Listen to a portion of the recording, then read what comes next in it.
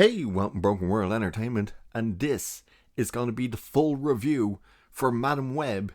The review itself is going to be incredibly quick because there's only one way to tell you what this movie is and how it is and everything else. And here is the review. That is one big pile of shit. I couldn't have said it better myself. This movie is atrocious. It is a pure and utter train wreck from start to finish. Straight off the bat, if you want to watch this movie to see the girls in their suits, their Spider-Women suits, watch the trailer because that's it.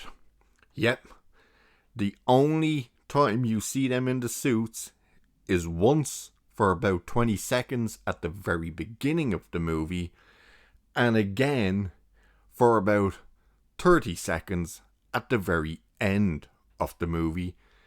And each time they are visions. They're not actually them in the suits, they are visions of them in the suits. Why? Well, because the girls don't actually get their powers in this movie. The three girls, not Madam Web, the three girls, never get their powers. You're never told how they get their powers or when they will get their powers. They never get their powers. This is a superhero movie without any superheroes, except for a villain that is just stupid. You're not even told how he got his powers. No shit. Yep, everything from the writing, the editing, the cinematography, the camera work, the dialogue, the acting, everything is inconceivably bad with this movie. And it's just a colossal mess. It's so insane.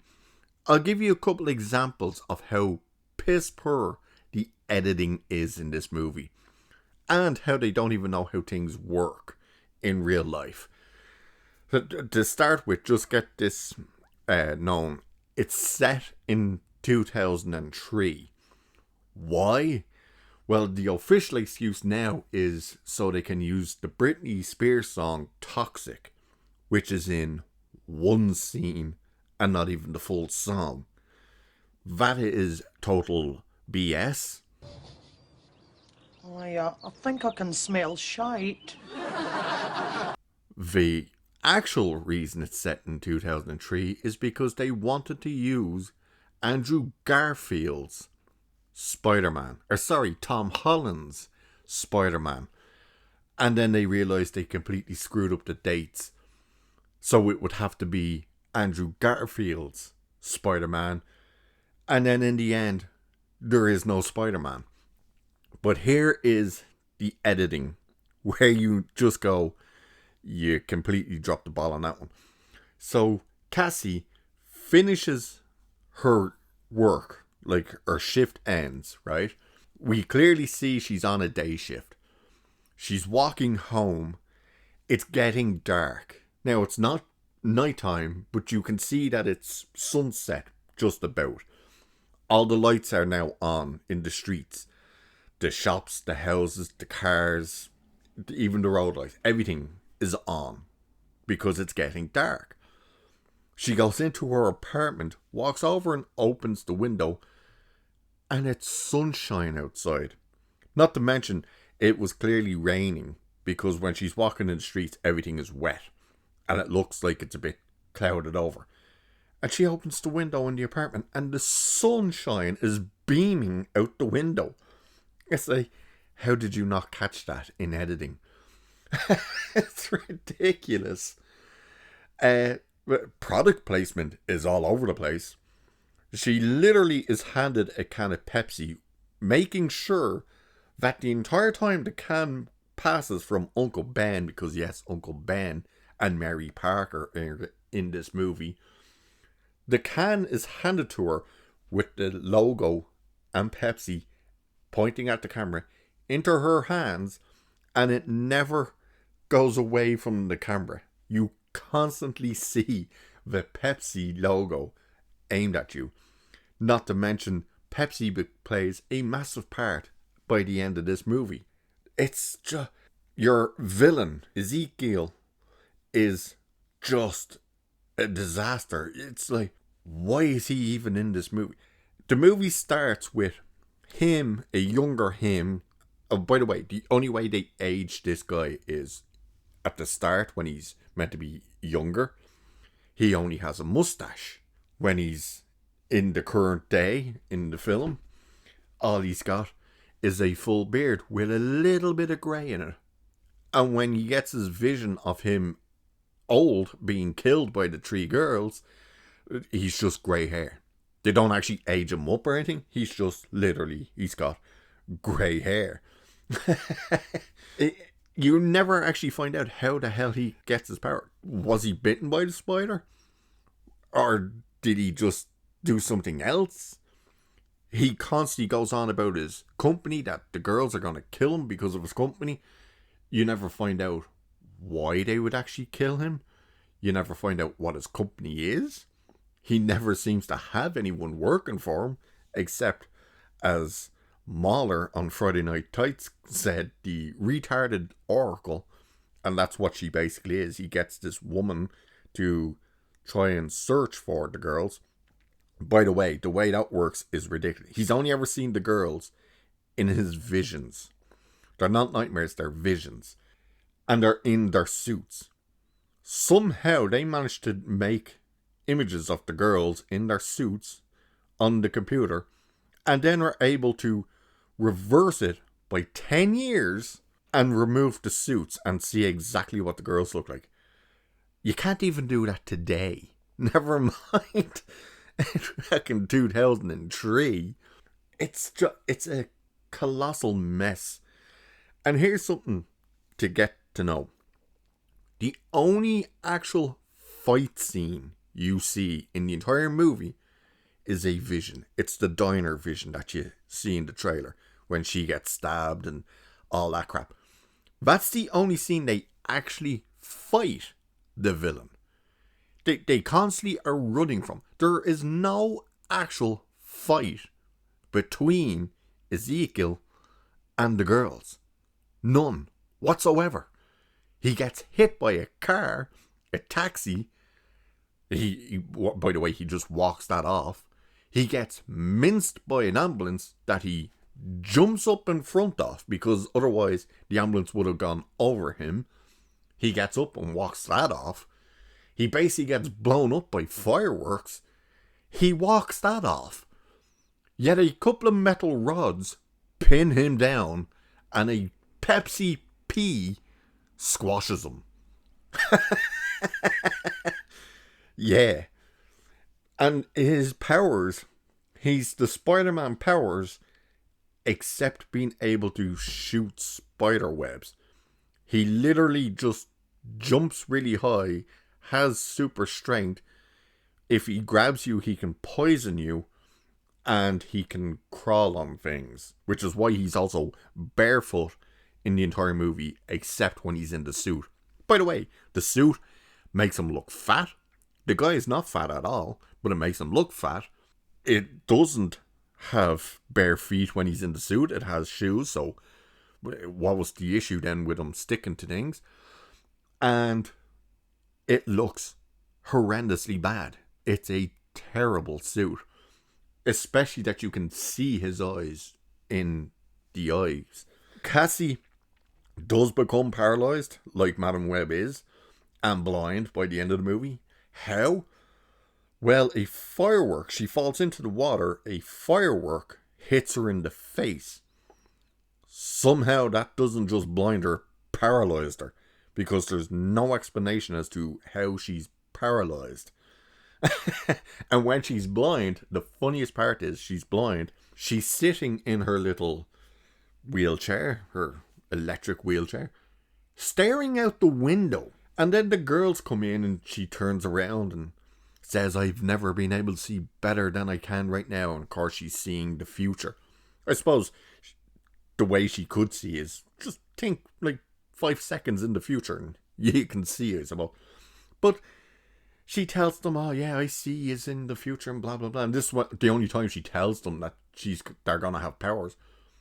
And then she turns back and wheels back over to the window to look out the window. It's like, what are you looking out the window? You're blind. it's ridiculous. Uncle Ben, who is in it for no reason, does mention that he's now dating, obviously, Aunt May, but doesn't say her name. You know, Cassie says, what's her name? And he doesn't answer.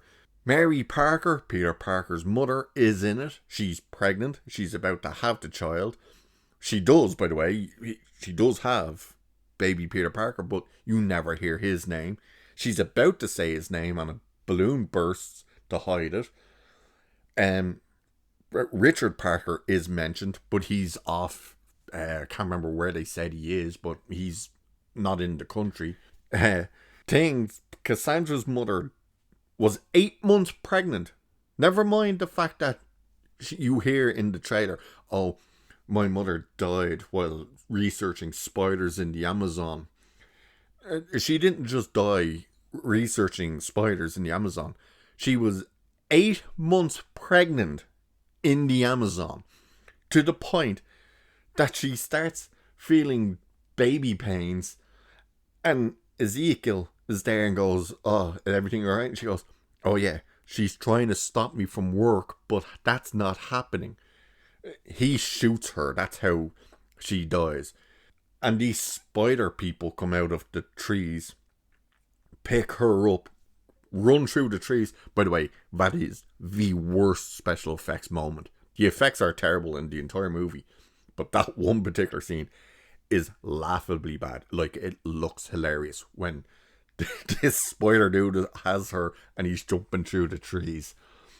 To the point that she gives birth in the cave and he's like, oh yeah, she will come back with many questions and I'll be right here to give her those answers before the mother dies. How does by the way, they're in the Amazon in Peru, which is only 13% of the Amazon. But that's where they are. Why can this guy speak perfect English? Don't know. Cassandra goes to Peru. She walks with like this little map that really shows you nothing, and you never see an actual shot of the map properly. She's just looking at old photos and finds her mother's exact camp. Yeah, don't know how.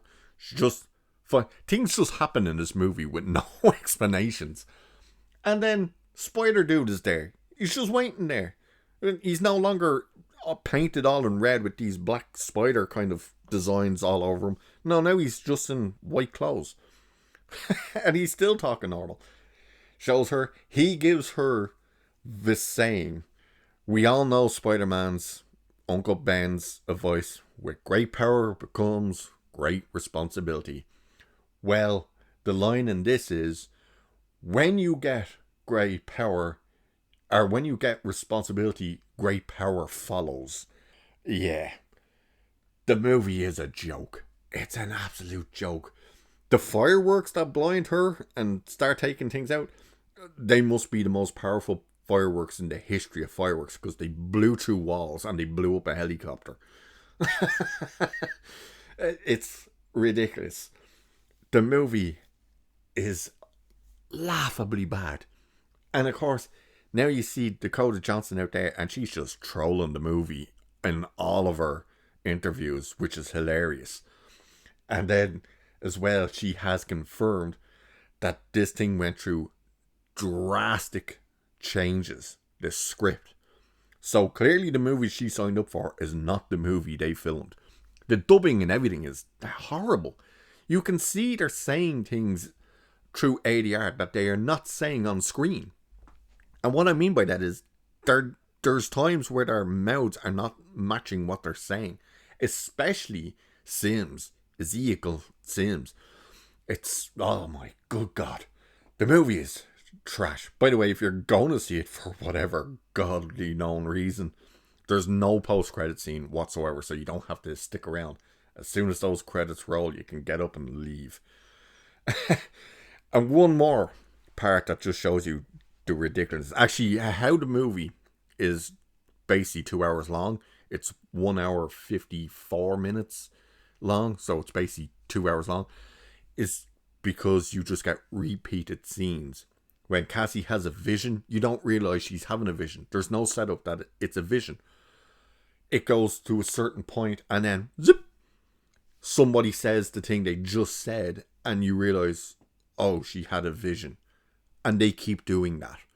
So you get double scenes all the time.